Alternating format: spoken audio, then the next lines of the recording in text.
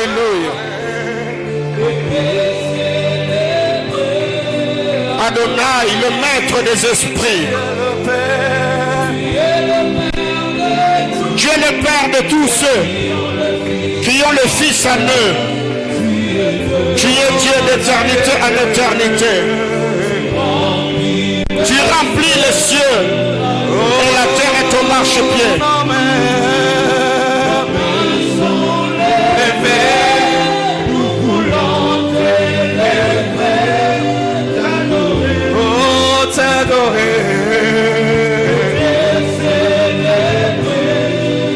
Ah oui, tu es le Père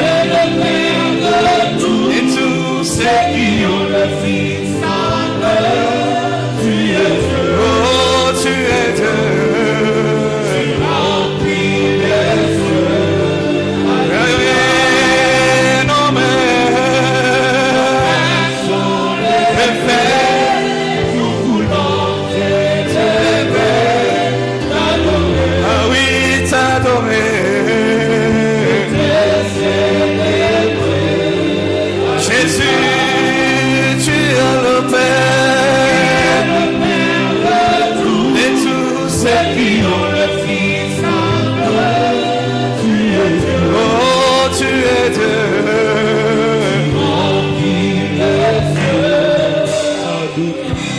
Adonai, le maître de tout esprit, nous bénissons ton Saint-Nom. Merci pour l'atmosphère de prière. Je me recommande à toi la parole de ta grâce. Prions avec le Saint-Esprit. Que ta main puissante, agissante, Abba Père, soit sur ma vie ce soir, afin de me rendre capable, Seigneur éternel, de communiquer fidèlement ta pensée. Seigneur éternel, je prie que tu fasses de moi un homme à la langue exercée. Seigneur, donne-moi le mot et le verbe qu'il faut, Abba Père. Que cet enseignement bénisse quelqu'un, commençant par moi-même. J'anéantis tout plan de l'ennemi, Seigneur éternel, contre cet enseignement. Aide-nous, Seigneur éternel, Dieu de gloire, à le comprendre. Seigneur éternel, appliquer ou pratiquer le principe, Seigneur éternel, Dieu de gloire, que nous avons partagé de par la compréhension, l'illumination de ton Esprit Saint. Seigneur Dieu de gloire, nous avons besoin de toi. Seigneur éternel, Dieu de gloire, que ceux qui vivent dans l'abattement, que ceux qui ont, Seigneur éternel, le cœur meurtri, que ceux qui vivent dans le désespoir, voient, Seigneur éternel, Dieu de gloire, une nouvelle lueur d'espoir, Seigneur éternel, et que le soleil se pointe à l'horizon, afin, Seigneur éternel, de luire leur vie ainsi que leur destinée. Seigneur éternel, Dieu de gloire, toi seul sais voir les adversités auxquelles nous sommes confrontés. Que la main du puissant de Jacob nous propulse et nous place au sommet de collines éternelles. Tu nous as dit bénédiction abondante et grâce excellente. Tu nous as dit, Seigneur éternel, que tu feras de nous des décideurs influents. Tu nous as dit, Seigneur éternel, tu nous feras dépasser des frontières interdites. Souviens-toi de ces paroles et accomplis-le fidèlement dans la vie de ton peuple. Au nom de Jésus. Amen. Acclame le Seigneur. Tu peux bien acclamer Jésus. Amen, amen. Alléluia. Nous vous saluons au nom de notre Seigneur Jésus-Christ. Je bénis le Seigneur pour la grâce. Que Dieu bénisse abondamment Papa Cédric et l'atmosphère. Je suis de ceux qui croient qu'on peut être père de famille, cadre, entrepreneur, PDG d'une entreprise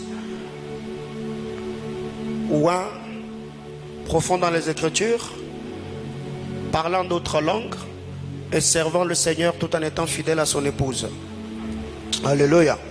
Donc je crois en ces choses. Donc Papa Cédric, retenez que je suis vraiment fier de vous. Votre personne, depuis que je vous ai connu jusqu'au jour d'aujourd'hui, vous ne cessez de bénir ma vie et mon ministère. Que le Seigneur vous bénisse abondamment. Maman Angèle est où? Maman, que Dieu bénisse abondamment. Je suis très content. Vous et votre époux, vous êtes une très grande bénédiction pour ma vie et pour l'église. Alléluia. Que Dieu bénisse la chorale. Est-ce qu'on peut acclamer pour eux? Donc c'est très bénissant. Amen, amen. Alors ce soir, je nous invite à lire Matthieu chapitre 25. Matthieu chapitre 25, nous allons lire 16 versets. Sûrement il y a quelqu'un qui va dire, mais le texte que le pasteur avait donné le mercredi, Il n'avait pas expliqué, je vais revenir là. Matthieu chapitre 25. Bon, aujourd'hui, je vais nous demander de rester assis. Mais nos Bibles, on peut ouvrir cela. Matthieu chapitre 25. Du verset 14 au verset 30. Je vais lire avec vous en étant assis. Lisons au nom de Jésus. Il en sera comme des hommes qui partant pour un voyage, appelant ses serviteurs et leur remit ses biens. Il donna 5 talents à l'un, 2 à l'autre et 1 au troisième, à chacun selon sa capacité. Il faut bien mentionner cela. Et il partit. Aussitôt, celui qui avait reçu les 5 talents s'en alla, les fit valoir, et il en gagna 5 autres talents. De même, celui qui avait reçu les 2 talents en gagna des autres. Celui qui n'en avait reçu qu'un alla faire un creux dans la terre et cacha l'argent de son maître. Longtemps après, le maître de ses serviteurs revint et leur fit rendre compte. Celui qui avait reçu les 5 talents s'approcha en apportant 5 autres talents et il dit: Seigneur, tu m'as remis 5 talents, voici j'en ai gagné 5 autres. Son maître lui dit: c'est bien, bon et fidèle serviteur, tu as été fidèle en peu de choses, je te confierai beaucoup. Entre dans la joie de ton maître. Celui qui avait reçu les 2 talents s'approcha aussi et il dit: Seigneur, tu m'as remis 2 talents, voici j'en ai gagné 2 autres. Son maître lui dit: bien, c'est bien, bon et fidèle serviteur, tu as été fidèle en peu de choses, je te confierai beaucoup. Entre dans la joie de ton maître. Celui qui n'avait reçu qu'un talent s'approcha ensuite et il dit: Seigneur, je savais que tu es un homme dur, que tu moissonnes où tu n'as pas semé et que tu amasses où tu n'as pas vanné. J'ai eu peur, je suis allé cacher ton talent dans la terre. Voici, prends ce qui est à toi. Son maître lui répondit: serviteur méchant et paresseux, tu savais que je moissonne où je n'ai pas semé et que j'amasse où je n'ai pas vanné. Il te fallait donc remettre mon argent au banquier et à mon retour, j'aurais retiré ce qui est à moi avec intérêt. Ôtez-lui donc le talent et donnez-le à celui qui a le 10 talents, car on donnera à celui qui a, il sera dans l'abondance, mais à celui qui n'a pas, on ôtera même celui qui l'a. Bon, il n'a pas déjà, mais comment on va ôter? Ça va se savoir. Et les serviteurs inutiles, jetez-les dans le ténèbre du dehors, où il y aura de peur et des grincements des dents. Parole du Seigneur. On acclame le Saintes Écritures. Que Dieu bénisse sa parole. Alléluia. Eh bien, depuis le début du mois, nous sommes en train de partager la parole du Seigneur autour de notre thématique, l'art de bâtir. Nous avons défini le concept occulte de sanctification. Nous avons partagé la parole du Seigneur au culte de puissance. Nous avons partagé la parole le dimanche dernier. C'était notre culte de projet. Et cette semaine, le mercredi, nous étions là, nous avons partagé la parole du Seigneur et nous bénissons le Seigneur pour ceux qui nous ont écrit après culte. Bénissons le nom du Seigneur pour les enseignements qui sont dispensés du haut de cet hôtel. Que le Seigneur bénisse les internautes, vous qui êtes connectés sur notre page Facebook, que Dieu bénisse abondamment, et vous qui êtes abonnés à notre chaîne YouTube, de partout vous êtes en train de nous suivre, que la grâce du Seigneur soit avec vous, vous qui nous suivez sur TikTok, vous qui nous suivez sur Instagram, que la paix de notre Seigneur Jésus-Christ soit avec vous. Que quelqu'un me dise Amen. Alléluia. Bien-aimés dans le Seigneur, pendant quelques minutes, je vais faire une étude exégétique survolant le texte de Matthieu, chapitre 25. La Bible déclare: il en sera de même d'un homme qui partant pour un voyage appela ses serviteurs et leur remit ce bien. Il donna 5 talents à l'un, 2 à l'autre et au troisième, et 1 au troisième, à chacun selon sa capacité. Et il partit. Voyez-vous, le maître n'était pas bête, le maître n'était pas idiot. Le maître connaissait le serviteur qui était à son service. Il connaissait la capacité de chacun. Tous étaient serviteurs, mais tous n'avaient pas le même niveau. Alors la question que je me suis posée, alors que j'étais en train de méditer ma Bible aujourd'hui, je me suis posé la question: qu'est-ce qui a amené cette différence ou cette démarcation parmi les 3 serviteurs? Qu'est-ce qui a fait que l'autre ait une capacité supérieure qui lui a permis d'avoir 5 talents et que l'autre, sa capacité l'a permis d'avoir 2 talents, et c'est lui qui a reçu le seul talent, donc le maître, le connaissant, il lui a remis ce qui équivalait à la capacité qu'il avait. Alors, la question que je me suis posée, c'est lui qui a reçu 5 talents. Au-delà de ce qu'il avait comme capacité, talent inné, est-ce qu'il avait travaillé pour faire valoir le talent, pour faire valoir sa capacité? C'est lui qui avait reçu des talents. Qu'est-ce que les 2 premiers avaient fait pour que leur capacité soit élevée au-dessus de celui qui a reçu le seul talent? Bien-aimés dans le Seigneur, même dans cette vie, Dieu nous donnera en fonction de ce que nous avons comme capacité, en termes de gestion, en termes de savoir-faire, en termes d'expérience, car c'est la grâce travaillée qui nous ouvre les portes de faveur. Tous, nous sommes privilégiés. Tous, nous avons trouvé grâce devant le Seigneur. Mais,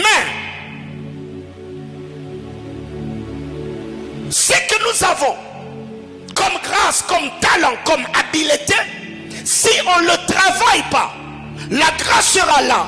Mais nous nous retrouverons au bas de l'échelle parce que nous avons cru ou pensé que le Seigneur fera tout à notre place.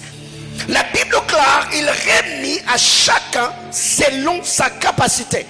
Et la question que je voudrais ce soir poser à l'auditoire, si le Seigneur ce soir était ce maître, combien tu allais recevoir selon ce que tu as comme talent, selon ce que tu as comme capacité, selon ce que tu as comme habileté? C'est ce que nous avons dit. Quand Dieu te donne un talent, il faut le faire valoir. Il faut parfaire le talent. Il faut aiguiser le talent. Il faut travailler. La Bible déclare, aussitôt celui qui avait reçu les 5 talents s'en alla. Quand le maître a appelé, tous les 3 se sont présentés devant le maître. Quand le maître a remis le talent, tous les 3 avaient une main tendue pour recevoir. Quand le maître a fini de remettre le talent, tous les 3 sont partis. Ils ont quitté la présence de leur maître. Mais vous allez vous rendre compte, en partant, ils ne sont pas allés faire la même chose. C'est là que j'introduis mon enseignement. Bien aimé dans le Seigneur, vous devez retenir ceci. C'est lui qui avait reçu 5 talents. Pourquoi d'aussitôt reçu les 5 talents, il est allé le faire valoir? Parce qu'il avait déjà des choses à faire qui attendaient que le financement. C'est que cet homme était déjà préparé. Il avait des projets. Il avait peut-être un programme. Il avait certaines choses qu'il voulait faire. Mais il manquait le financement. Quand il a reçu l'argent, aussitôt reçu l'argent, il est directement allé travailler sur le projet, le rêve qu'il avait. Pourquoi? Parce qu'il a reçu ce qui manquait à ce qu'il avait comme projet. C'est lui qui avait reçu les 2 talents. Il a fait la même chose. Mais c'est lui qui a reçu le seul talent. Comme il n'avait rien à faire avec l'argent, il est allé mettre l'argent dans la terre. Bien aimé, vous devez retenir. La terre fructifie les semences. La terre ne fructifie pas les pièces de monnaie. Si tu prends la semence, tu la mets dans la terre va multiplier la semence que tu lui as donnée. Mais si tu prends un billet de 100 $, tu le mets dans la terre ne te donnera rien. Parce que ce que tu as donné à la terre comme semence n'est pas fonction à ce que la terre sait recevoir ou sait multiplier. Quelqu'un comprend de quoi je parle? Alors je pose la question ce soir. Après ce culte, je t'appelle, je dis mon frère, Dieu m'a mis à cœur. Je te donne 5 000 $. Après ce culte, avec le 5 000, tu iras faire quoi? C'est là le problème. Tu verras que beaucoup commenceront à réfléchir. Ils vont chercher quoi faire avec le 5 000. Bien sûr, ceux qui ont la pensée entrepreneuriale. Mais ceux qui n'ont aucun projet, après ici, la première des choses, le premier réflexe, il va penser s'acheter une chaussure, s'acheter un autre téléphone, staffer le dimanche pour qu'on voie qu'il a eu de l'argent. Bien aimés frères, la Bible clare, tous les trois. Aussitôt celui qui avait reçu les 5 talents s'en alla, le fit valoir. Pourquoi? Après avoir reçu l'argent, il est parti, il a fait valoir parce que il avait le projet qui attendait le financement. C'est ça le problème avec beaucoup d'entre nous. On dort, on se réveille. Il y a de nouveaux dossiers, mais nous n'avons pas de nouveaux projets. Alléluia. Qu'est-ce qui te préoccupe? Qu'est-ce que tu as comme rêve? Qu'est-ce qui te passionne? Aussitôt, celui qui avait reçu les 5 talents s'en alla, le fit valoir et gagna 5 autres. Même en termes de ce que nous donnons comme enseignement, il y a des gens après le message, ils mettent le principe par écrit, et quand ils rentrent dans leur maison, ils se mettent à méditer dans ce que le pasteur a dit. Qu'est-ce qu'il voulait dire par rapport à mon environnement? Qu'est-ce que je peux faire? Mais il y a d'autres personnes, après avoir entendu la parole, il va rentrer chez lui à la maison, et bien il va attendre encore le culte du dimanche pour que je vienne et que je dise la même chose. Bien-aimé dans le Seigneur, la question que je me pose jour après jour, depuis que nous avons commencé cette série d'enseignements, quelles sont les décisions que tu as prises? Quelles sont les stratégies ou des mesures palliatives que tu as mis sur pied afin de pouvoir travailler pour amener ta destinée à notre palier? Aussitôt reçu le talent, il alla le faire valoir. Et celui qui avait reçu les 2 talents a fait la même chose. Une chose est se tenir devant le maître. Une chose est de quitter la présence du maître. Mais autre chose est de faire ce que les autres font. Et tous sont partis, mais eux tous n'ont pas fait la même chose. Les autres sont allés travailler pour faire valoir ce que le maître leur avait donné, mais l'autre est allé creuser la terre. Il a mis le talent que le maître lui avait donné sous terre. La Bible clare. Quelque temps après, le maître de ses serviteurs revint et leur fit rendre compte. Celui qui avait reçu les 5 talents s'approcha en apportant 5 autres talents et dit: tu m'as remis 5, voici j'en ai gagné 5 autres. Son maître lui dit: c'est bien bon, un fidèle serviteur, entre dans la joie de ton maître, parce que tu étais fidèle dans peu de choses et je te confierai beaucoup. Donc tout ce que le maître leur avait donné, ce n'est pas tout ce qu'il avait comme bien, mais c'était juste un test pour voir la capacité de gestion que chacun d'entre eux avait. Bien aimé dans le Seigneur, il y a d'autres personnes qui ont écouté la saison de leur visitation parce que vous n'avez pas été de bons gestionnaires. Tu es venu, il t'a tenté avec un emploi où tu as eu un salaire de $1000. À peine reçu $1000, tu t'es pris la tête. Tu as commencé là dans des boîtes de nuit, tu as commencé à draguer les femmes de gauche à droite, tu as perdu la vie de prière et tu penses qu'une telle personne, Dieu viendra te donner un boulot où tu dois avoir un salaire de 10 000. Mais non, tu n'as pas été trouvé fidèle. À peine même Dieu t'a donné la grâce de donner des prophéties. À peine tu as donné 3-4 noms de gens. Directement on t'appelle Mecha. Quand tu appelles, il y a des gens qui crient professeur. Et vous pensez qu'une telle personne, il fera long feu. À peine même à l'intercession, Dieu a commencé à t'utiliser. Tu as déjà 4 sœurs dans les départements que tu as dragués, à l'insu d'ailleurs de ton berger. Bien mes frères, écoutez, il y a des choses jusqu'au jour d'aujourd'hui que le Seigneur continue à faire dans ma vie, dans mon ministère, de par la manière dont j'ai géré la grâce et le bon dépôt que le Seigneur a déposé sur ma petite fille. Qu'est-ce qu'il a dit? Il est venu rendre compte. Celui qui avait reçu des talents, même moi. Je suis au verset 24, la Bible clare. Celui qui n'avait reçu qu'un talent s'approcha ensuite. Lui, il est toujours le dernier. Hein? Même quand on a remis, celui qui avait reçu les 5 talents, il était le premier. Et c'est lui qui est venu le premier avec le 10. Bien aimé, écoutez. Même dans cette vie, tu ne vas pas occuper la première place parce que tu es le plus âgé. Mais non, non, non, non, non. Même la Bible clare. La course appartient aux agiles. N'est-ce pas? C'est qu'il y a des choses que vous devez retenir. Dans cette vie, ce n'est pas l'âge qui compte d'abord, mais c'est le positionnement, l'établissement, la réalisation qui vont te permettre d'avoir accès à un bon nombre de choses. Parce que vous allez vous rendre compte, quand vous allez dans nos deuils, nous sommes africains, vous allez vous rendre compte, le grand frère ou l'aîné de la famille, s'il n'a rien, il peut être là assis. Dès que son jeune frère qui a l'argent arrive, lui-même, il peut se permettre de s'élever et lui laisser sa place. Ce n'est pas parce qu'il est poli. Non, non, non, non. C'est la pauvreté qui l'a fait lever. Et c'est la richesse ou le positionnement qui a donné à l'autre le siège. Et le fils de l'oncle qui a l'argent, même les tantes qui viennent du village, elle se permet à se présenter elle-même. Jaden, comment tu vas? Mini Sangajako. Vous voyez? Les tantes elles-mêmes, elles sont obligées d'aller se présenter auprès de cet enfant-là. Même si l'enfant sera en train de bouder parce qu'elle ne vous connaît pas.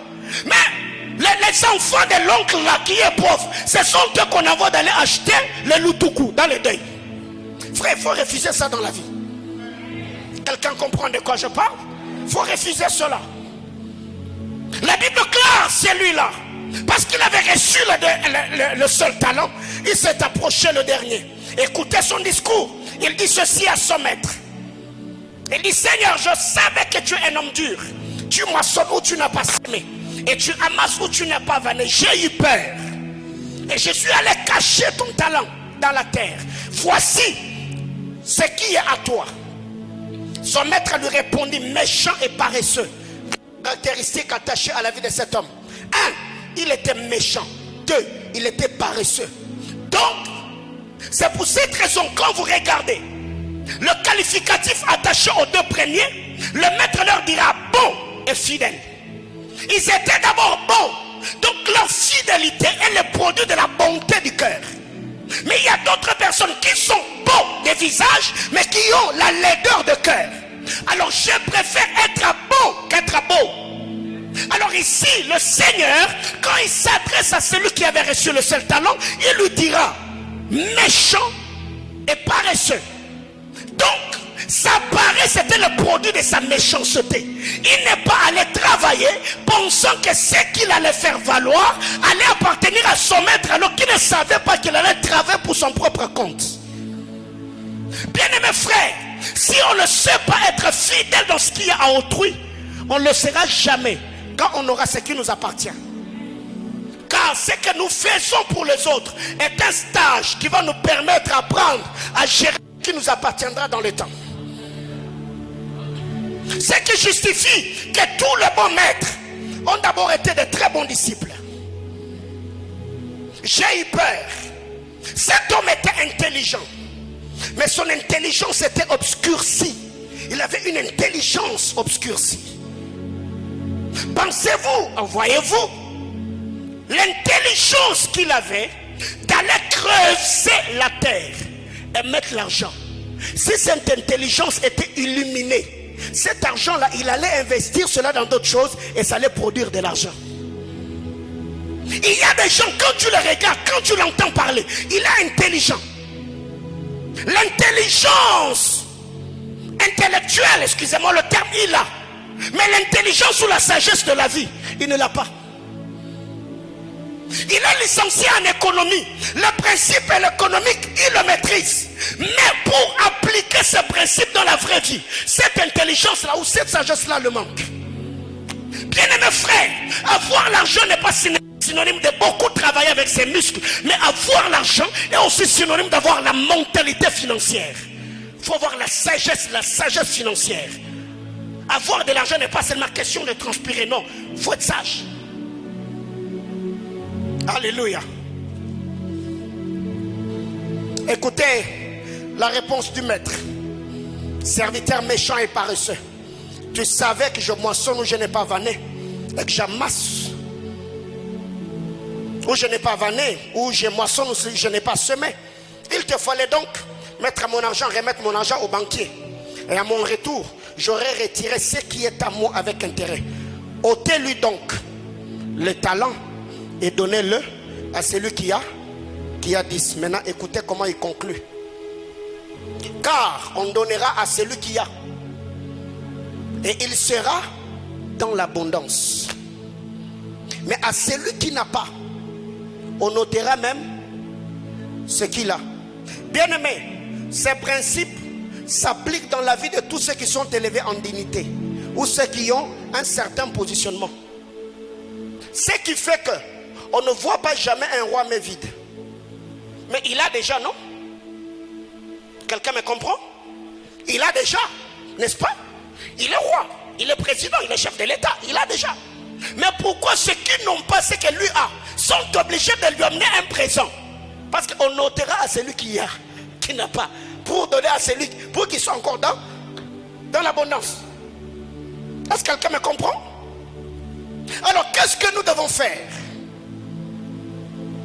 Quand vous lisez le verset qui suit, Jésus dit, serviteur inutile. Serviteur inutile. Son utilité est justifiée par ce que le maître lui a donné comme qualification. Pourquoi il était inutile? Parce qu'il était méchant, il était paresseux. Bien-aimés frères, dans l'art de bâtir, il y a des gens qui pensent qu'ils auront des projets quand ils auront l'argent. Non, non. Laissez les opportunités trouver le projet. Soyez prêts. Élaborez le projet. Mettez-le par écrit. Parce que tu ne sais pas les jours où le Seigneur se décidera pour te visiter. Alors, écoutez ceci. Il y a des choses importantes que je vais partager avec nous ce soir, parce que après cet enseignement, on va prier un moment. Parce que le dimanche déjà, nous allons clôturer avec cette série d'enseignements. Ce qui a retenu, c'est que, je sais pas, le dimanche, pas le dimanche, la semaine prochaine, ça sera notre culte de famille. L'échec n'est pas une fatalité, mais une expérience. Échouer n'est pas une fatalité. Échouer est une expérience.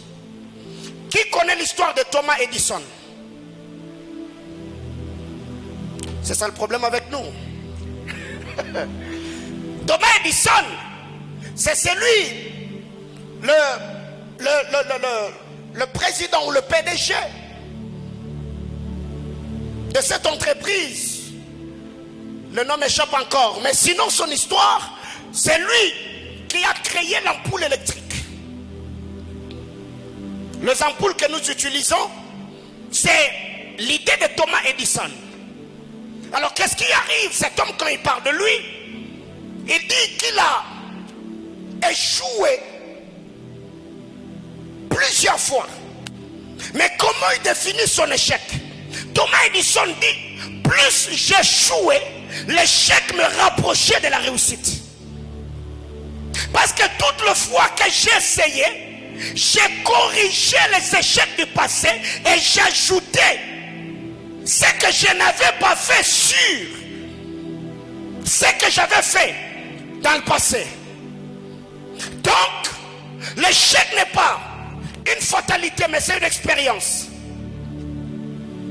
Car l'échec n'est pas échouer. L'échec, c'est la peur de ne plus réessayer. Est-ce que quelqu'un me comprend? Échec n'est pas échouer. Échec, c'est la peur de ne plus essayer ce qui n'a pas marché hier. C'est ça l'échec. Parce que je venais de dire que échouer est une expérience. Mais quand est-ce que ce qu'on a fait hier, ce qui n'a pas marché, devient un échec? C'est quand nous refusons de réessayer ce qui n'a pas marché hier.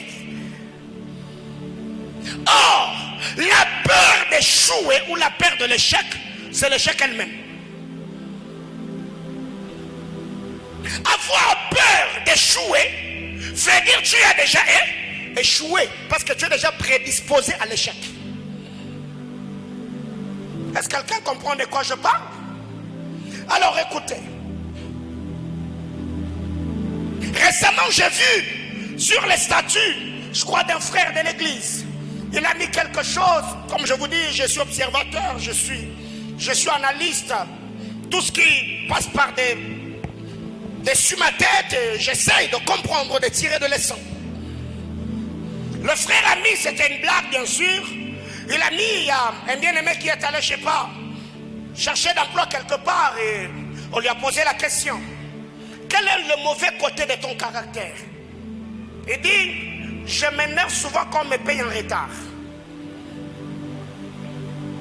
Voyez-vous? Vous pensez qu'une telle personne peut être engagée? C'est une blague, n'est-ce pas? Ok. De deux, si la personne qui avait mis cette blague travaille quelque part et que son père est déjà tombé sur cette blague-là, comment il va le concevoir?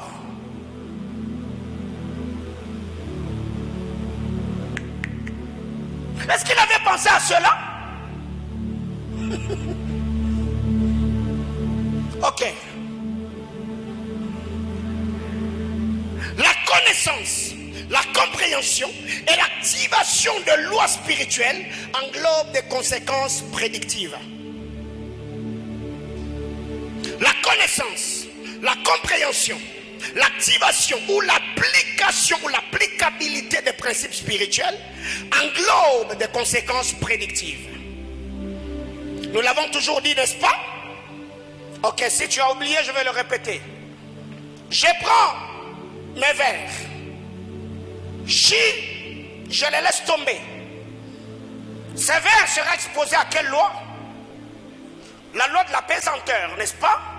Qui stipule tout objet suspendu dans le cerf est tiré au centre de la terre. N'est-ce pas? Ok. Que tu sois chrétien, que tu sois païen, si tu laisses ces verres, ça va tomber. Parce que le verre est exposé à une loi. Or, si un cultivateur prend une sémence et met la sémence dans la terre, s'il est sûr que la terre est une bonne terre et sa sémence est une bonne sémence, après avoir mis la sémence dans la terre, le cultivateur ne va pas rester là où il a mis sa sémence en train de prier, de parler en notre langue. Oh la sobradia, Seigneur, je prie que ma sémence puisse germer. Non. Il a fait quoi? Il a activé une loi. La loi de la sémaille et de la moisson. Il sait que tôt ou tard, la sémence qu'il a mis dans la terre fera quoi? Va germer. C'est ce que je dis. Toute loi incarne en elle des conséquences prédictives. Il n'a pas besoin d'un prophète qui va venir lui dire: écoutez, ainsi me parle le Seigneur. La sémence que tu as mis dans la terre, ça va poser. Non. Il y a des choses pour lesquelles nous n'avons pas besoin de prophétie. Ce sont des choses que Dieu a déjà fixées. Dès que tu appliques cette loi-là, pas de procès, avec prophétie ou pas prophétie, tu es sûr qu'il y a une loi que j'ai activée et ça va donner.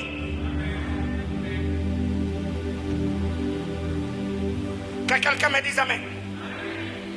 Écoutez ceci. Ceux qui n'ont que leur estomac finiront par travailler pour ceux qui ont des cerveaux.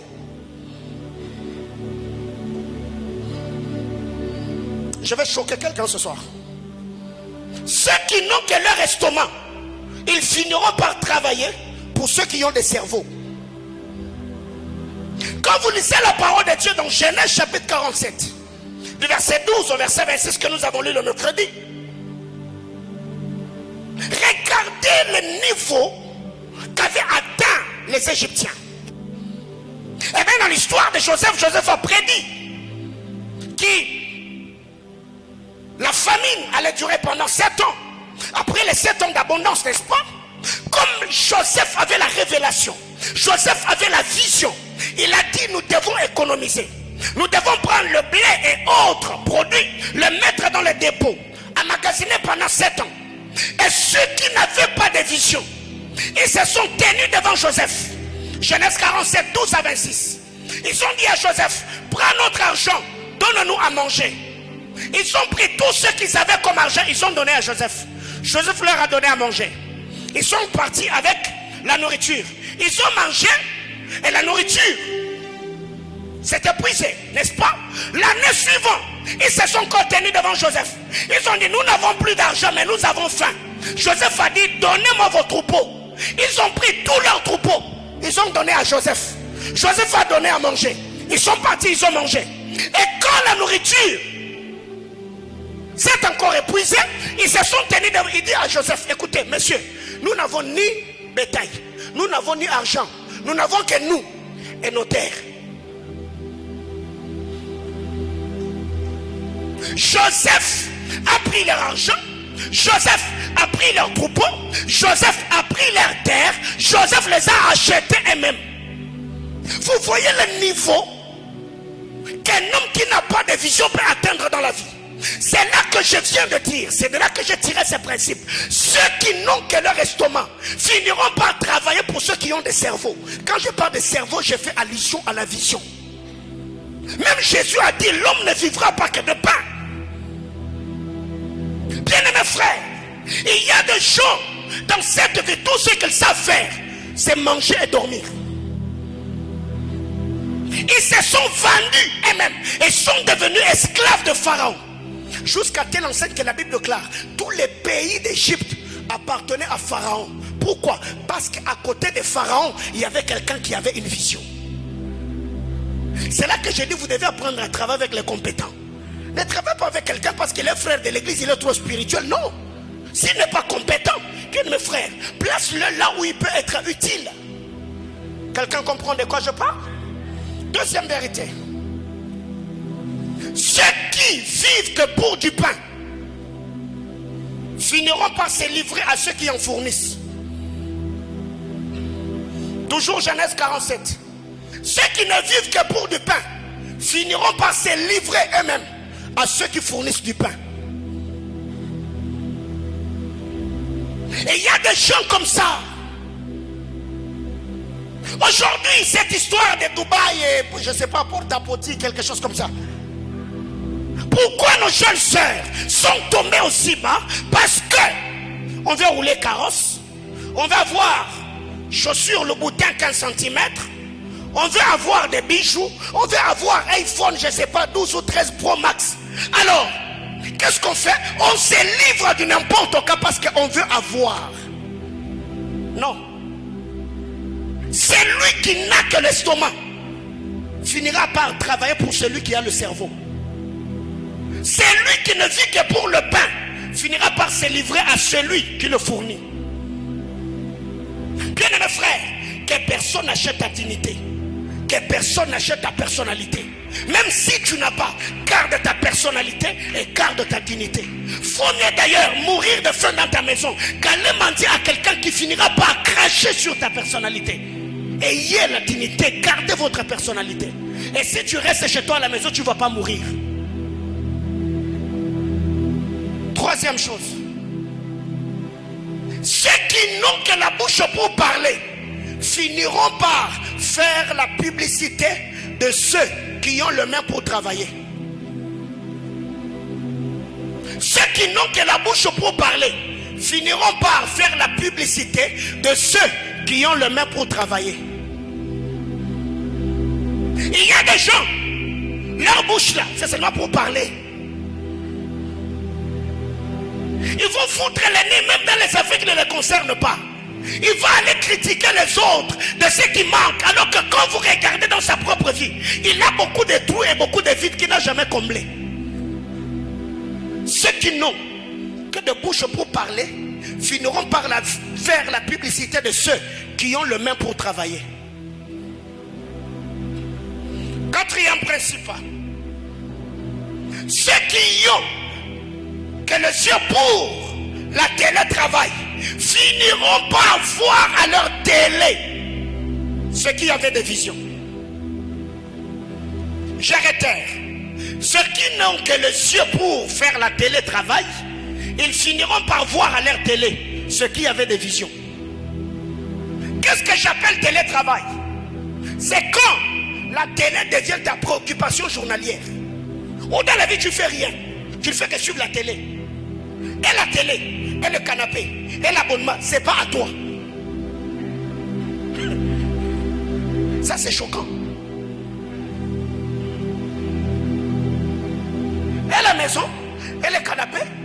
télé et l'abonnement, même le bill qui est dans la télécommande, toi tu n'as rien acheté. Ça c'est la télétravail. Tu ne fais rien. Tout ce que tu fais dans la vie, c'est suivre la télé. Et nous l'avons dit récemment. Ceux que tu suis à la télé là, ils sont en train de gagner de l'argent. Ils ont déjà tourné des séries, ils ont tourné des films, ils ont tourné des émissions qui sont enregistrées et sont en train de remplir leur compte en banque. Alors que toi tu es en train de consommer ton temps pour rien, en train de suivre les gens qui sont en train de réussir et de gagner leur vie. Ceux qui n'ont que les yeux pour faire la télétravail finiront toujours par voir les hommes de vision à leur télé.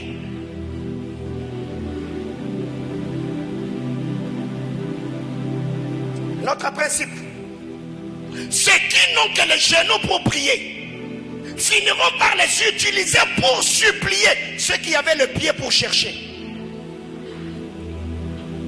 Ceux qui n'ont que les genoux pour prier finiront par utiliser leurs genoux, pas pour prier, mais pour supplier ceux qui avaient le pied pour chercher. Le précieux trésor d'un homme, ce n'est pas sa vie de prière. Non, le précieux trésor de l'homme, c'est l'activité, dit la Bible. Donc là, je ne suis pas en train de dire mettez la prière de côté, non. Mais j'ai dit prier et travailler. Car l'apôtre Paul a dit celui qui ne travaille pas. Mais venez dans nos églises. Ceux qui travaillent là, ils ont un appétit comme si tous les démons que Jésus avait chassés dans le fou de Gadara habitent leur ventre. Alléluia. Ceux qui n'ont que les genoux pour prier finiront par utiliser leurs genoux pour supplier ceux qui avaient le pied pour chercher. Alors, utilise tes genoux pour chercher la grâce et l'onction de Dieu, mais utilise aussi tes pieds pour te trouver des opportunités et gagner ta vie. Autre chose,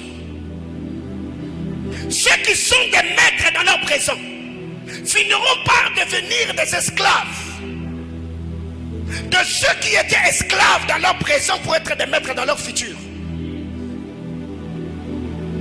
Je le dis autrement, ou je réitère, ceux qui sont des maîtres seulement dans leur présent finiront par devenir des esclaves de ceux qui étaient esclaves dans leur passé pour finir par devenir maîtres dans leur futur. Qu'est-ce que je veux dire par là? Ça veut dire tous ceux qui règnent dans leur présent sans penser à leur futur finiront par devenir des esclaves de ceux qui étaient pauvres dans leur présent mais en train de bâtir leur futur. C'est ce que je voulais dire. Si tout ce que tu fais, tu le fais que pour ton aujourd'hui, demain, ceux qui ont sacrifié leur présent pour leur futur, tu seras leur esclave. Je crois qu'on était à Johannesburg avec Maestro, on était en train de partager avec le prophète Didier. Je leur ai dit le niveau que j'ai atteint, je ne peux pas à ce niveau me permettre de dépenser 1000 ou 2000 dollars, m'acheter un téléphone portable alors qu'il y a des extensions qui ont besoin d'être financées pour gagner les âmes à Christ. Je ne me donnerai pas ce luxe-là pour le moment, je ne le ferai pas. Ce n'est pas que je ne suis pas à mesure. Il y a des gens autour de moi. Si seulement j'appelais 5-10 personnes, je peux m'acheter un téléphone même de 2000 dollars. Mais je me dis non, c'est pas le moment. Cet argent-là, je peux acheter des baffles, je peux acheter des chaises.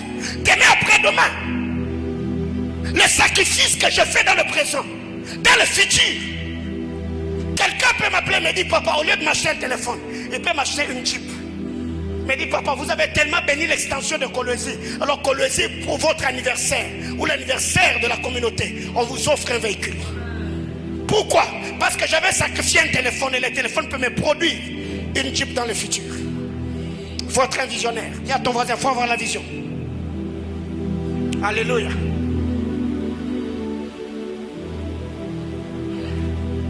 Ceux qui ne sont que riches dans leur garde-robe finiront par mettre leur habit pour servir ceux qui étaient riches dans leur compte en banque.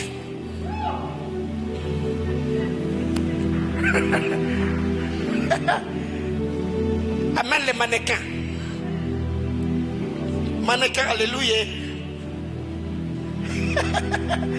Ceux qui sont riches que dans leur garde-robe finiront par mettre leur habit là pour servir ceux qui étaient riches dans leur compte en banque. Alors toi, ça te fait classe. Quand tu étales tes petits bijoux. Ah, tu vois cette chaussure, je l'avais achetée à 100. Tu vois l'autre là, je l'avais achetée à 50. Tu vois cette robe, tu vois la perruque ici. Tu vois. Mais c'est toi qui as le courage d'écrire j'ai l'honneur. Tu n'as pas honte. Si on vendait tous tes habits là, tu peux créer entreprise.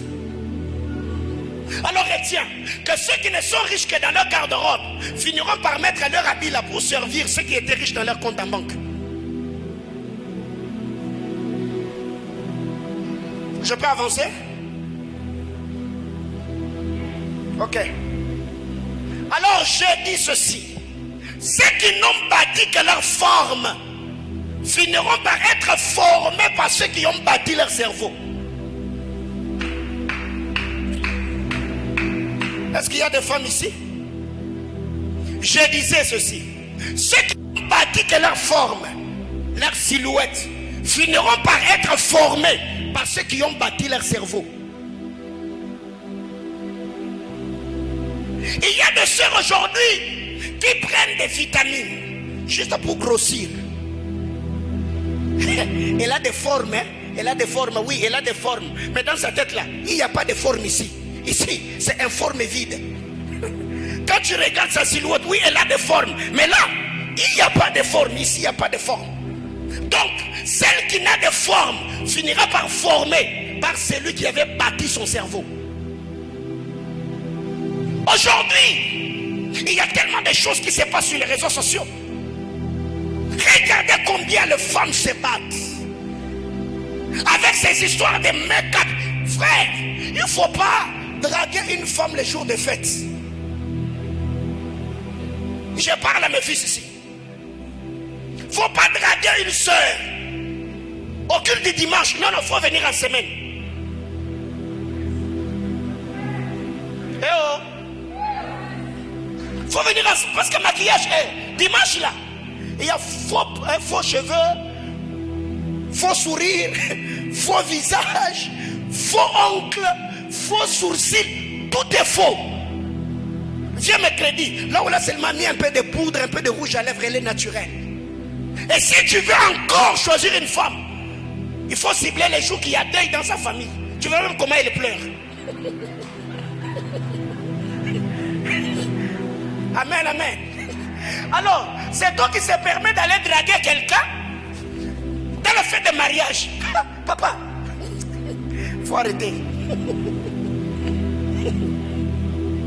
Là, toutes les femmes, elles sont comment? Mais le lundi matin, après ça va tout enlever là. Tu vas la regarder toi-même, tu t'évanouis. Ouais. Faut aller dans son deuil là, tu vas la regarder comment elle pleure. Soit dans les prières de veillée. Tu vas les veiller là. Faut venir dans les veillées. Parce que vous allez vous rendre compte aujourd'hui, il y a des sœurs ici.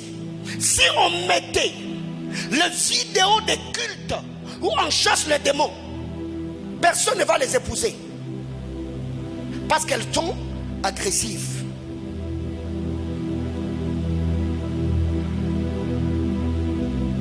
Est-ce que as-tu déjà vu quelqu'un dans un culte de combat spirituel détendu? Non. Seigneur,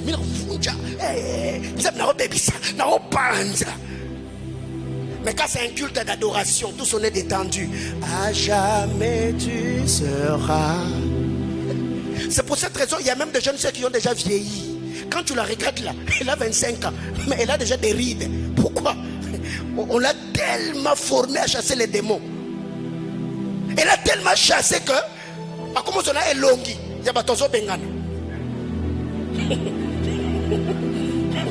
Tu vois, elle a tellement chassé les démons qu'elle-même, elle commence à ressembler aux esprits qu'elle a chassés. Mais quand c'est un culte d'adoration, ou quand tu es détendu, tu adores le Seigneur. Bien, mais ça fait beau. L'adoration rajeunit. Hein? L'adoration rajeunit. Allez autour du trône. Les 24 viennent, ils ne vieillissent plus. Pourquoi? Parce que le climat c'est beau. Faut chasser les démons Mais il faut aussi faire quoi? Adorer le roi, n'est-ce pas? Alors j'étais en train de dire que ceux qui n'ont pas dit que leur forme finiront par être formés par ceux qui bâtissaient leur cerveau. Ceux qui n'ont que leur miroir pour voir leur beauté finiront par... Ça, il faut que tu ajoutes. Ceux qui n'ont que leur miroir pour voir leur beauté finiront par découvrir leur laideur face aux réalités de la vie. Bien aimé, il y a des moments dans la vie où quand tu te tiens devant tu te rends compte vraiment que tu es trop belle, tu es jolie. Mais quand tu quittes le miroir, tu es dans la vraie vie comme ça, tu te rends compte malgré ta beauté là du miroir là, il n'y a personne pour t'épouser. Donc la vie ne tourne pas que... Parce que si il suffisait pour être belle, si la beauté suffisait pour être mariée, toutes les belles femmes du monde allaient avoir des hommes. Alléluia. Est-ce que je parle à quelqu'un ce soir? Ne passez pas du temps que devant vos miroirs en train de vous contempler. Passez aussi du temps devant la parole de Dieu. Passez aussi du temps devant les livres chrétiens. Des choses qui bâtissent votre être intérieur. Parce que t'habiller de manière sexy t'attirera un copain. Mais t'habiller de manière décente t'attirera un époux. Il faut faire le choix. Car les moins sérieux cherchent les femmes qui laissent leur corps dehors. Les hommes qui ont des visions n'épousent pas le corps, ils épousent les têtes. Je parle à quelqu'un? Les hommes qui ont des visions n'épousent pas le corps de femmes. Parce qu'avec le temps, tu n'auras plus le corps que tu as aujourd'hui. Mais ta tête peut aider cet homme-là à bâtir et avoir une grande destinée. Maintenant, le problème avec toi, c'est que toi, tu investis trop dans ton corps. Le corps peut te trahir un jour. Quand tu es jeune, tu es frais. Mais au monde d'un enfant, 2, 3, 4. C'est pourquoi je respecte toutes les femmes qui ont déjà mis au monde des restes belles. Coup de chapeau. Hein? J'ai dit comment? Coup. Commencez par toi-même. Alléluia. Oui. Parce que celles qui sont jeunes, vous n'avez jamais connu ce que ça fait. Allaiter, mettre au monde, subir les douleurs de l'enfantement.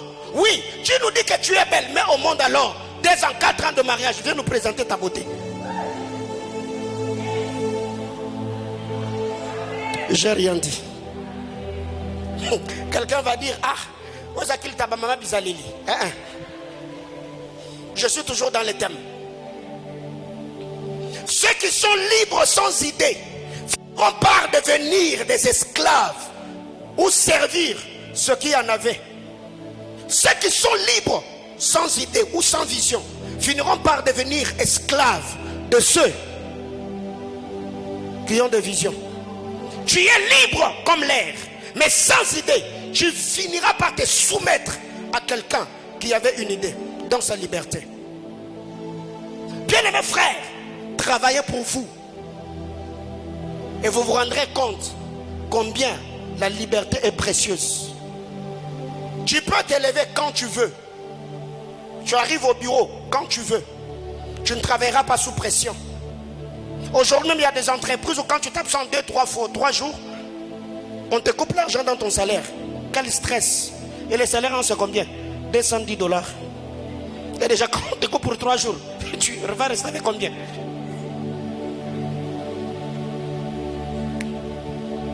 Ceux qui sont libres sans idée finiront par devenir esclaves de ceux qui sont esclaves de leur idée. Ceux qui sont libres sans idée finiront par devenir esclaves de ceux qui ont été esclaves de leur idée. Car Israël était libre quand Joseph était ministre. Quand Joseph est mort, eux ils sont devenus esclaves. Parce que leur vie et leur bonheur étaient attachés à l'autorité de Joseph. Au temps de Mobutu, on a connu des familles puissantes, des enfants, des fils de mouvanciers. Aujourd'hui, ils sont nulle part. Pourquoi? Parce qu'ils jouissaient de l'argent, la notoriété, l'influence de leur père. Mais eux-mêmes, leur tête, il n'y avait rien. Quelqu'un me comprend? Ils étaient libres parce que Joseph était vivant. Quand Joseph est décédé, ils sont devenus esclaves. Parce qu'au milieu d'eux, personne n'avait travaillé pour remplacer Joseph après sa mort. Si aujourd'hui, celui qui te prend en charge n'est plus, quelle sera ta vie? Si aujourd'hui, on te chassait dans l'entreprise où tu travailles, ta femme et tes enfants, vous ferez quoi? Ce sont des questions que l'on doit se poser. Tout bâtisseur doit penser à sa progéniture. Si aujourd'hui je ne suis plus en vie, mes enfants, comment ils vont faire pour survivre? Et tu verras qu'au-delà de travailler pour leur laisser un héritage, tu vas préparer leur mental pour fructifier l'héritage pour des générations futures. De peur que la richesse va à la tombe avec toi. Bien-aimé, les choses que je prêche ici, ce sont des cours que Zoé commencera à avoir, des cours à domicile. Ouais, j'attends ces gars-là qui ont seulement 10 ans. Ouais. Même quand nous envoyons nos enfants étudier à l'étranger, c'est pour que ça fasse beau, mais pas parce que nous avons une vision bien précise. Ce qui fait que nous les avons envoyés à l'étranger étudier, mais après avoir fini les études, pourquoi? Si déjà je me rends compte que je suis en train peut-être de diriger une entreprise, je peux envoyer un de mes enfants étudier à l'étranger pour que dès qu'il finit les études, il va rentrer au pays faire quoi? Diriger ce que je suis en train de faire. Ça, c'est une question que je me suis toujours posée. Comment expliquer qu'un homme au Congo, il peut dépenser 10 000 $, faisant des démarches pour aller vivre en Europe, où il ne sait pas quand est-ce qu'il aura les documents, quand est-ce qu'il sera embauché? Voyez-vous? Alors qu'avec les 10 000 $ au Congo, il peut utiliser ces 10 000 $ là, créer une entreprise et se faire de l'argent. Bien aimé, on doit réfléchir, non? Tu prends 10 000 $, tu achètes le billet, tu fais la démarche, tu vas en Europe, tu ne sais pas ce qui t'attend là-bas. Alors qu'avec les 10 000 $ au Congo, tu peux investir et te faire de l'argent.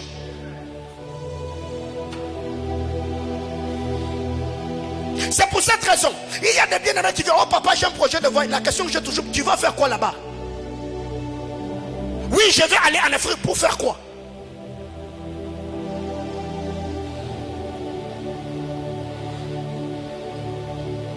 Le prophète Nazir nous a dit quoi?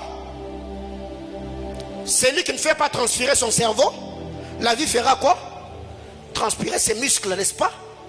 Ouais, c'était au mois de mai. C'est Mbano, séminaire de bâtisseurs de nom. Ceux qui dorment sans vision finiront par être éveillés sur ceux qui en avaient, ou veiller sur ceux qui en avaient. Ceux qui dorment aujourd'hui sans vision finiront par veiller sur ceux qui veillaient pour leur vision. Je réitère, ceux qui dorment dans leur présence sans vision seront obligés de veiller sur ceux qui ne dormaient pas à cause de leur vision.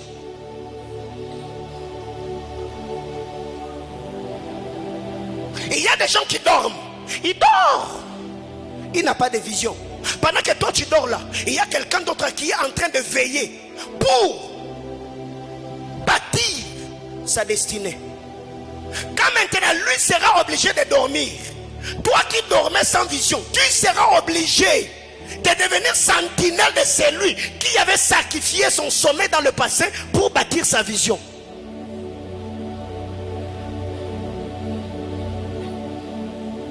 Aujourd'hui, il y a des gens qu'on a ravi le sommeil parce qu'ils travaillent comme sentinelles dans les maisons d'autrui.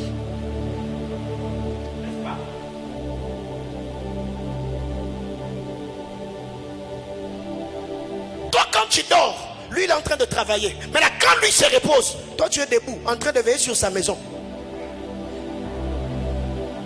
Bien-aimés frères, Dieu nous a dit que dans cette juridiction, il fera de nous des décideurs influents. C'est pourquoi il nous donne ce genre d'enseignement, pour que ça te révolutionne. Mais chose étonnante, c'est quand tu viens dans une telle église où ces genres de messages sont enseignés, tu n'as ni Bible, ni stylo, ni bloc-notes.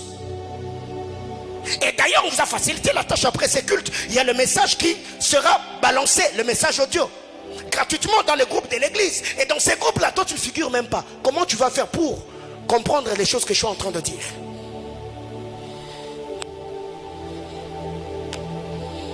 Alléluia. Alors, ce soir, j'ajoute seulement 2 choses en clôture. Un autre point. Donc tout ce que j'ai dit là, c'était des principes d'introduction. Alors je vais ajouter 2 choses en clôture. Luc chapitre 12, 33 et 34. Luc chapitre 12, 33, 34. La Bible déclare: vendez ce que vous possédez et donnez-le en aumône.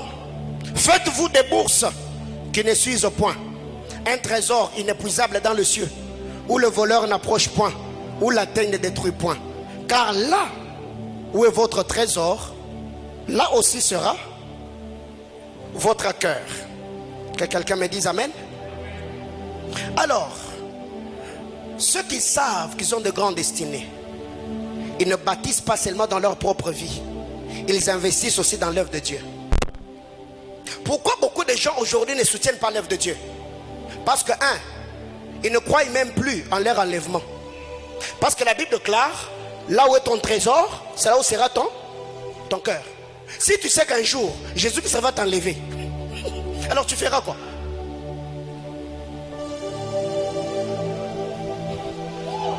Je donne un exemple. Tu es au Congo, n'est-ce pas? Tu travailles au Congo, mais tu sais que ta vie, tu finiras ta destinée en Europe. Est-ce que toutes tes économies, tu vas les garder au Congo? Non. Tu vas au Congo, tu as l'épargne. À l'étranger aussi, tu as l'épargne. Parce que tu sais que demain ou après-demain, tu feras quoi?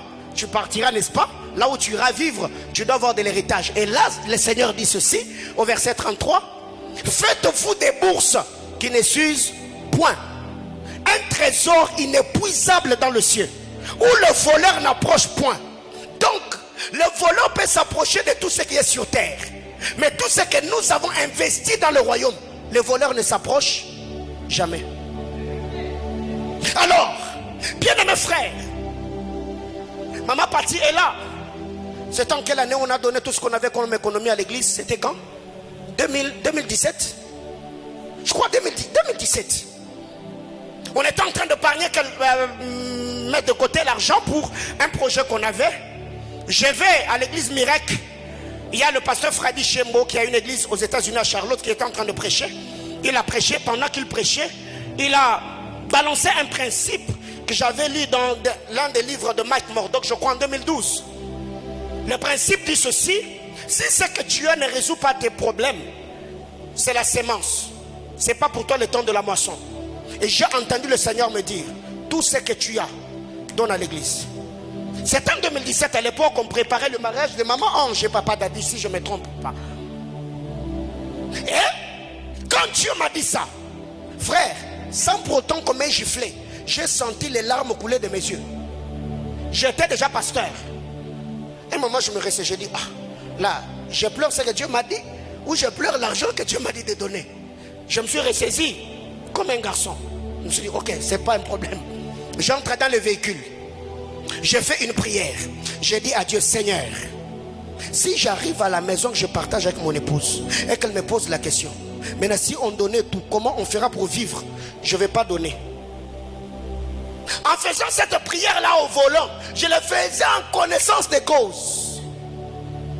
Parce que je savais, je ne peux pas parler avec elle sur une telle chose sans me poser les questions sur comment on va vivre. Parce que par moment, elle est trop cartésien. C'est entre vous et moi, hein? C'est comme si elle n'est pas là. Voyez-vous? Bah, j'étais serein, je me disais, donc elle peut tout dire, mais cette question-là ne va jamais manquer. J'arrive à la maison: comment tu vas? La conférence a été. Je commençais à chercher des tournures. Bon, tu vois, on était là, un homme de Dieu prêchait. L'esprit me dit, Dieu m'a dit, va tout droit au but. J'ai dit: écoutez, Dieu m'a dit que tout ce que nous avons qu'on donne. Elle est restée calme un moment. Et je l'ai entendu soupirer. Dans mon cœur, j'ai dit: ça y est. Écoutez ce qu'elle me dit. Si c'est Dieu qui t'a dit, donnons. Ah, je dis Seigneur, pourquoi? On a pris tout ce qu'on avait, on a donné à l'église. Je vous dis, quand la Bible dit que Dieu n'est débiteur des personnes là, Dieu n'est débiteur des personnes. Je vous dis, maman Chantal est là. Je crois peut-être papa Dadi, Berger Joseph et les autres. Ils savent combien moi et mon épouse nous avons donné pour cette église. Ouais, combien nous avons donné. Mais on ne le regrette pas. Je me dis aujourd'hui, tout ce que je fais pour l'œuvre de Dieu, je ne le fais plus pour moi. J'ai des enfants. Je me dis un jour, Dieu se souviendra de Zoé. Dieu se souviendra de Raël. Dieu se souviendra de Shemira. Même quand je ne serai plus là, Dieu se souviendra de comment j'ai sacrifié ma jeunesse pour le servir. Dieu se souviendra de mes enfants. Bien-aimés dans le Seigneur, quand vous lisez la parole de Dieu, la Bible déclare, je crois, 1 Chronique chapitre 8, le verset 1er. Oui, 1 Chronique chapitre 8, le verset 1er. La Bible déclare, cette année-là, Salomon acheva de construire la maison de l'Éternel et sa propre maison. Salomon n'a pas seulement construit sa propre maison, mais de l'autre côté, il a aussi construit la maison de l'Éternel. Qu'est-ce que la Bible déclare dans Genèse chapitre 12, le verset 7 et le verset 8? La Bible déclare, quand Abraham est arrivé à Bethel, la Bible déclare, Abraham dressa ses tentes, sa maison, et bâtit un autel à l'Éternel.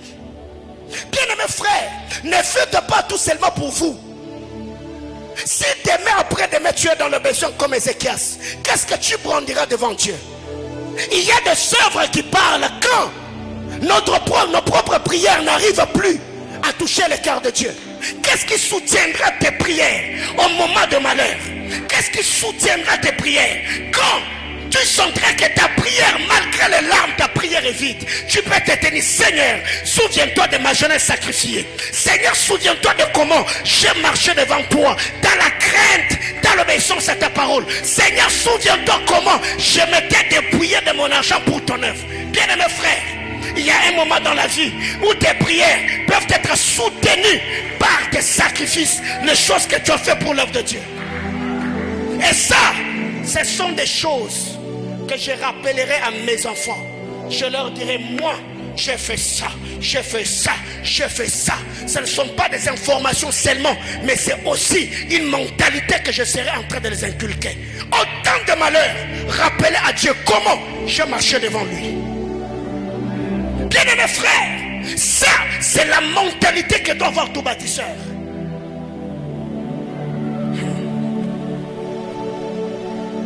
Vous devez apprendre à soutenir l'œuvre de Dieu. Quand je parle de l'œuvre de Dieu, je ne suis pas en train de parler de l'église. Il y a les orphelinats. Il y a les orphelins. Et dans cette église, c'est la mentalité de la maison. Avant que cette église ne commence, nous sommes allés, c'était encore à Kamalondo. On est allé visiter les orphelins. Avant même que Manaïm ne commence ses activités, on a déposé notre sémence. Et ces enfants-là ont prié pour nous.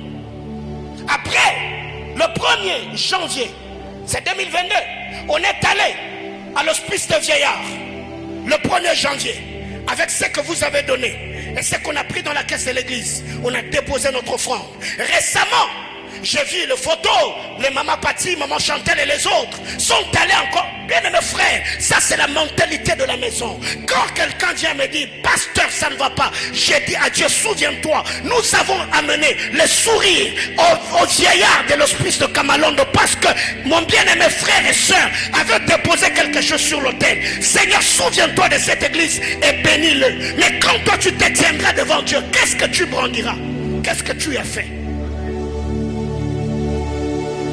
C'est que l'homme pauvre, tout ce qu'il fait c'est pour lui-même. Mais ceux qui savent que la vie ne tourne pas autour d'eux, ils investissent dans la vie des autres.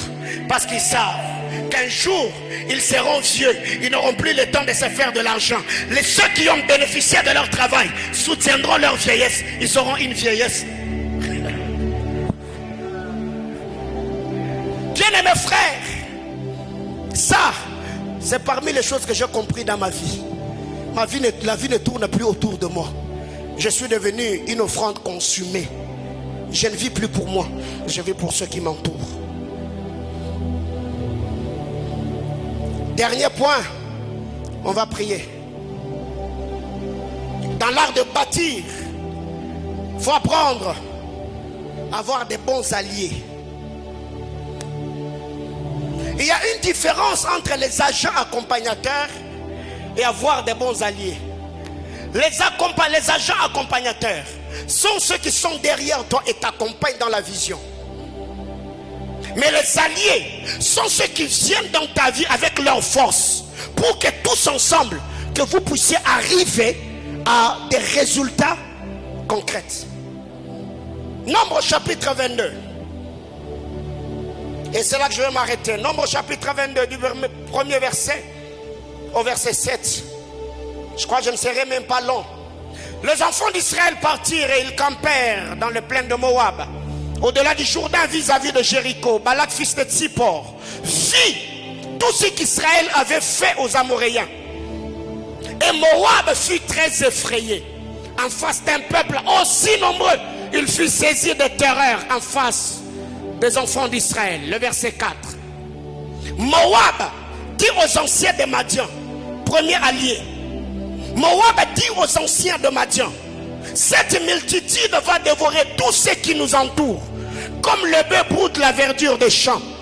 Balak, fils de Tsippor, était roi de Moab. Il envoyait des messagers auprès de Balaam, deuxième allié. Je m'arrête là, vous lirez jusqu'en bas. Quand Balak, fils de Tsippor, qui était le roi de Moab, voit Israël qui le menaçait, il n'est pas resté indifférent. Il est allé appeler le Madianite, une armée, pour leur dire, venez me soutenir, venez m'assister, car seul je ne saurais pas affronter Israël. Et si vous restez indifférent, Israël va détruire tout ce qui nous entoure. Premier allié de Balak, il a cherché une armée physique. Deuxième allié de Balaam, c'était une autorité spirituelle. Quelqu'un me comprend? Parce que Balak savait, même si l'armée madianite est avec moi, Israël est un peuple loin, je dois aussi avoir un sacrificateur au-dessus de moi qui doit parler sur eux pour les fragiliser, afin de me donner la force sur eux.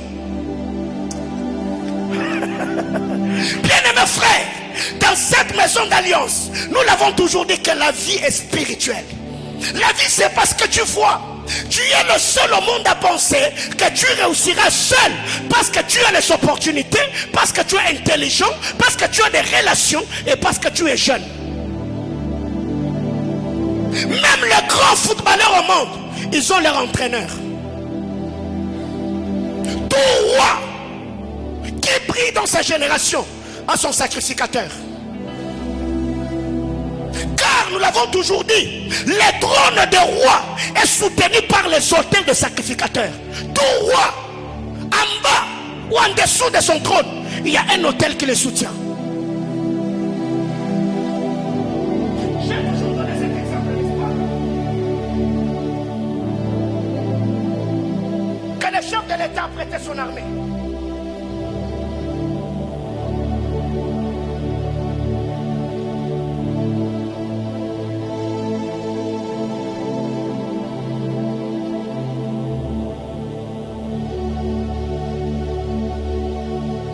Est descendu. Bien-aimés frères, Balak était intelligent. Balak savait, si j'attaque Israël seul, numériquement parlant, ils sont plus forts, ils sont plus nombreux, donc seul je ne saurais pas. Il faut que je me trouve d'abord le premier allié, une armée militaire qui va renforcer mon armée. Deux, il faut que j'ai au-dessus de moi une autorité spirituelle. Et quand Balaam est arrivé, écoutez ce que Balaam dit. Montons à la montagne, prenons de la hauteur. Pourquoi? Pour que Israël reste en bas. Donc, ah non frère, la Bible est spirituelle. Quelqu'un comprend de quoi je parle? La Bible est comment? La parole de Dieu est esprit et vie. Balaam, quand il est venu, il n'a pas dit non, non, non. Et Balaam savait, je ne pouvais pas avoir un même niveau. Parce que dans le monde spirituel, tu ne peux pas impacter ceux qui ont ton niveau ou ton poids spirituel. Jamais. Même pour la petite vase, la vase communicant, pour qu'elle communique l'huile, il a fallu que cette vase monte au-dessus d'autres vases pour que l'huile descende.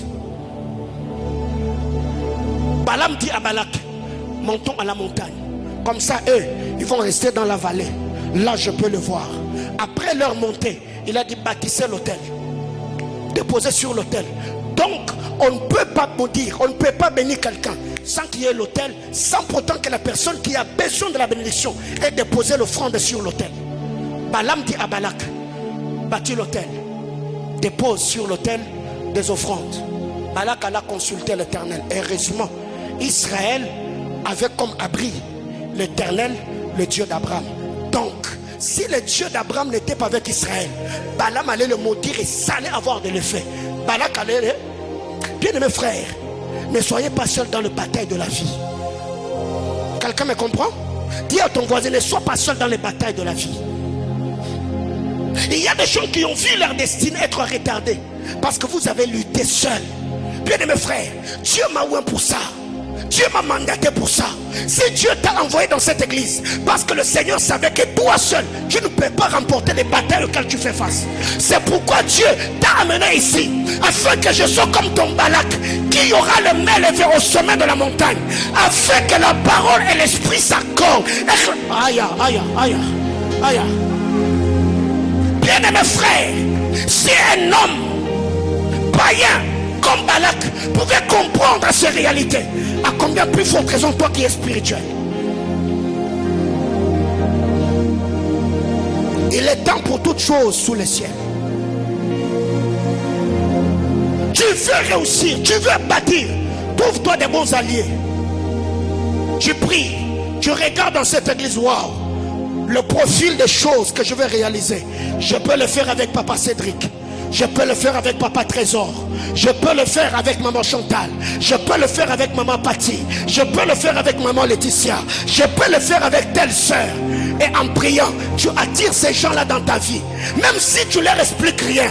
Parce que dans la fréquentation, il y a la loi de l'attraction. Ceux qui s'assemblent se ressemblent. Même si elles ne comprennent pas pourquoi tu les as attirés à côté de toi, mais toi tu sais que leur présence à tes côtés, ils seront en train de t'influencer d'une certaine manière. Bien aimé dans le Seigneur, ceux qui s'assemblent, ils émettent les ondes. Hey, ils peuvent ne pas comprendre, mais toi tu sais qu'en étant... Aïe, aïe, aïe. Je m'arrête là, levons, on va prier. La redo saveia Paradianto sobrane la vahasoni la ziza luce mehele mere de levas Prata la bahara de la machandeli Utesu savire de le mecate le vahas Aya bradouche nalia vere de le mecahasan. Je voudrais que Dieu lève ta voix, que tu pries le Seigneur. Je voudrais que tu pries pour ces choses. Que tu dises à Dieu, Seigneur, rends-moi utile. Que ta bonne main soit sur moi. Que tu attires les alliés de ma destinée. Et que je sois l'allié de quelqu'un. Que je ne sois pas une occasion de chute. Que je ne sois pas un pierre d'achoppement. Attire vers moi les alliés de la destinée. Que je sois l'allié de quelqu'un. Est-ce que tu peux prier le Seigneur? Les alliés sont aussi des hommes providentiels. Les hommes et les femmes de la destinée. Quand tu es à côté d'eux, tu sens leur vie te défier. Tu sens leur vie te guiser. Parle à Dieu.